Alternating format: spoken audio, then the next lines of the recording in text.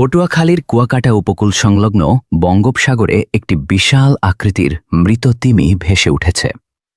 বুধবার সকাল 10:30টার দিকে খবর পেয়ে উপকূল পরিবেশ রক্ষা আন্দোলনের সদস্যরা গভীর সমুদ্রে গিয়ে তিমিটির উপস্থিতি নিশ্চিত করেন। জানা গেছে, কুয়াকাটা সমুদ্র সৈকতের 0 পয়েন্ট থেকে প্রায় 2 কিলোমিটার দূরে সমুদ্রে তিমিটি ভাসমান অবস্থায় রয়েছে। প্রাথমিক পর্যবেক্ষণে এটিকে বেলিন প্রজাতির তিমি বলে ধারণা করা হচ্ছে। প্রাণীটির দৈর্ঘ্য প্রায় 40 থেকে 45 ফুট। ওয়াটার বাইক চালকদের কাছ থেকে খবর পেয়ে ঘটনাস্থলে ছুটে যান উপকূল পরিবেশ রক্ষা আন্দোলনের আহ্বায়ক KM বাচ্চু। তিনি জানান, সংবাদ পাওয়ার সঙ্গে সঙ্গেই স্পিডবোটে করে সেখানে পৌঁছান এবং দেখতে পান তিমিটি 0 পয়েন্ট থেকে প্রায় 2 কিলোমিটার দূরে ভেসে আছে। তার ধারণা, তিমিটি 5 থেকে 6 দিন আগে মারা গেছে।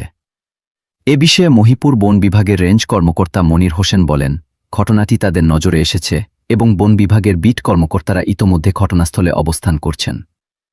ঊর্ধ্বতন কর্তৃপক্ষের সঙ্গে আলোচনা করে প্রয়োজনীয় পদক্ষেপ নেওয়া হবে। বিশেষজ্ঞদের মতে, সামুদ্রিক দূষণ, খাদ্যের অভাব, বার্ধক্যজনিত দুর্বলতা অথবা অন্য কোনো প্রাকৃতিক কারণে তিমিটির মৃত্যু হয়ে থাকতে পারে।